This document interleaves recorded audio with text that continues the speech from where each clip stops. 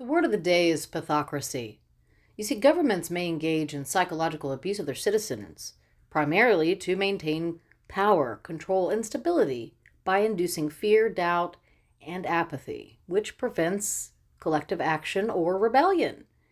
These tactics are often used to create a sense of dependency on the state for security, a strategy common in authoritarian regimes, dictatorships, or by leaders using populist polarization and patriotic tactics. You see, the core reasons for psychological abuse can be used for maintaining power and control. Leaders, particularly authoritarian ones, use fear, confusion to destabilize populations, creating a safety and order narrative that makes people cling to the government for protection. Preventing dissent and rebellion.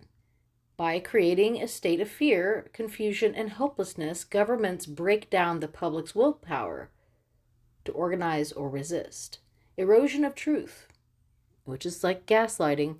Governments may lie, manufacture facts, and spread conspiracy theories to erode trust in media, experts, and objective reality, forcing citizens to rely solely on the state's narrative.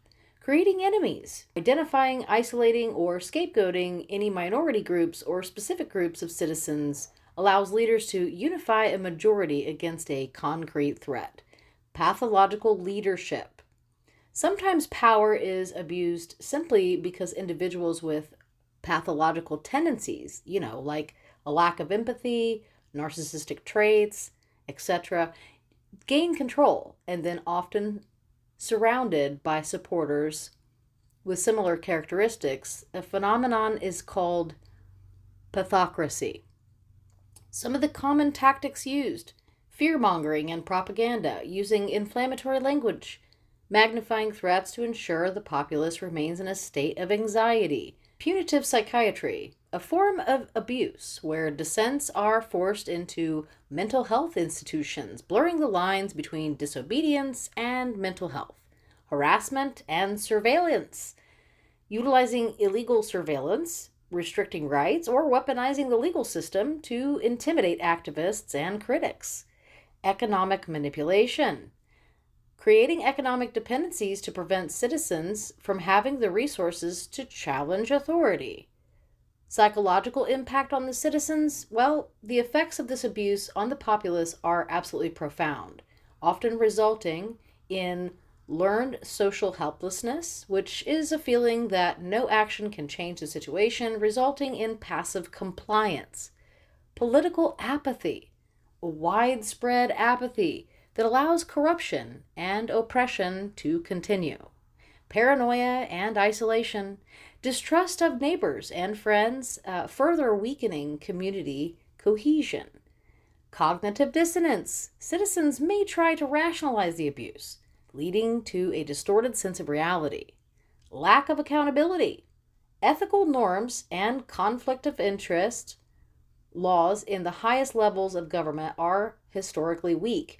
And then they just lack enforcement mechanisms. And then the relaxed enforcement mechanisms allow officials to kind of blur the lines between public power and private wealth.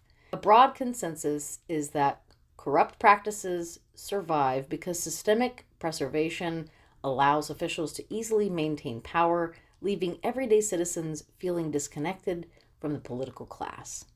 But have you ever heard of the Roman circus? See, most famously, the Circus Maximus primarily hosted chariot races, while gladiators and other fighters typically performed in amphitheaters, like the Colosseum. However, the circus could be used for other spectacles, including gladiator battles, beast hunts, and acrobatics.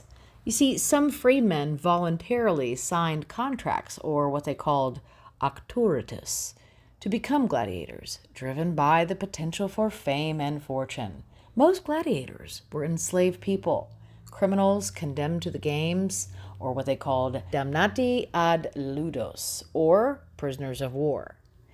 But there was a celebrity to it. You see, successful fighters became popular cultural figures, and with their celebrity statuses, it kind of gives the ability to be just debated constantly by citizens. It all almost seems like a playbook, doesn't it?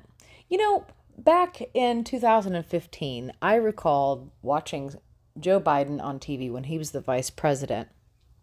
And he said where Xi Jinping had asked him basically like what was in the black box. They were looking for the black box, which was basically how was America able to keep remaking itself? And Joe Biden said that he thought he was old enough to answer that question. And he said basically that we should be proud to be a melting pot and that inclusion mattered.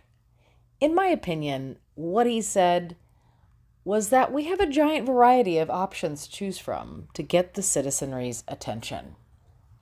You know, the word war is based on confusion. Thus, levying war on the citizenry of this country is occurring, just not in the way that most choose to define levying war. Having a cage fight on the front lawn of the White House mansion is kind of rather obvious. And building or planning to build a conquest arch, just like Constantine's, is also abundantly ridiculous. Discussing Greek architecture in the building plans of the ballroom, kind of egregiously obvious. Yet to those who know none of that history, they're none the wiser to what all that means. Anyways, there is a democracy if you define it with accuracy of etymology, a demonstration of rule. You see, the word pathocracy, however, seems most fitting. It's all a big show, you see.